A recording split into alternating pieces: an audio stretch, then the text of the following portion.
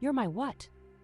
Daniel's voice cracked, his knees buckling as his wife, his radiant, enchanting wife, let out a trembling sob.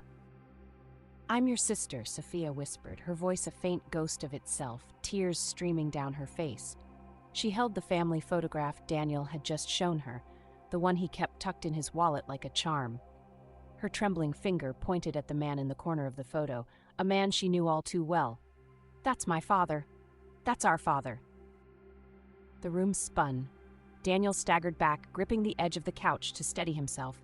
His chest heaved as he tried to process the words, tried to make sense of the impossibility of it all.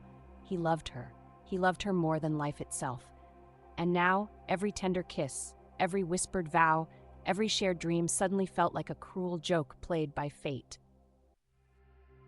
I didn't know, Sophia choked out, her voice desperate, pleading. I didn't know, Daniel. I swear, I didn't know. Daniel could barely breathe. How? How could this happen? His voice rose, anger bubbling through the anguish. How did we not know? How did no one tell us?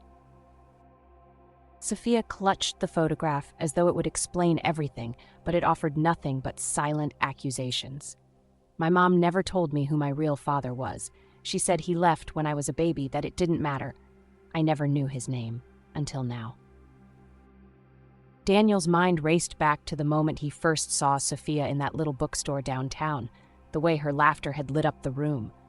They'd clicked instantly, their chemistry electric, undeniable. They fell for each other like the universe had written it in the stars. How could something so pure, so right, be built on such a dark, twisted truth? You're saying, Daniel's voice faltered, you're saying we share the same father? That makes you my half-sister. Sophia nodded, her face a mask of anguish. I didn't want to believe it, but everything fits. The timeline, the name, even the photograph.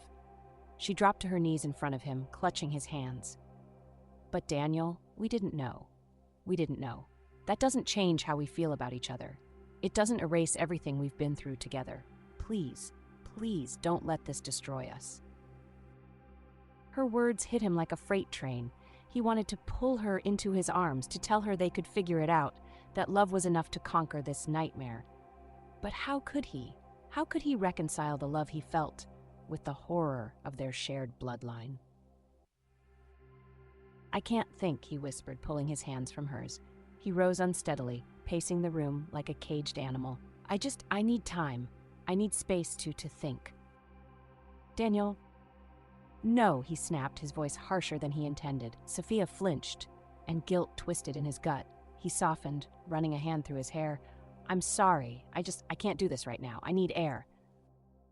He grabbed his coat and fled the apartment, the door slamming shut behind him. Sophia collapsed onto the floor, sobbing into her hands, the photograph lying crumpled beside her. Outside, the cold night air bit at Daniel's skin, but he barely noticed. His mind was a whirlwind of memories and emotions, love and revulsion, hope and despair. He wandered aimlessly through the city streets, haunted by the life he thought he had, by the woman he thought he knew. When dawn broke, Daniel found himself standing on the edge of a bridge, staring down at the churning water below. He thought of Sophia's smile, her laughter, the way she felt in his arms. He thought of the life they'd built together, the dreams they'd shared. And he thought of the photograph, of the man who had unwittingly tied their fates together in the most devastating way. Could they overcome this? Could love really conquer something so unthinkable? Or was this the end of their story, a tragic love doomed by the sins of the past? Daniel's phone buzzed in his pocket, pulling him from his thoughts. He pulled it out and saw Sophia's name on the screen. His heart ached as he stared at it, the weight of their impossible situation pressing down on him like a tidal wave. He hesitated, his thumb hovering over the screen. Would he answer? Or would he let her go? The phone kept ringing and ringing until it stopped.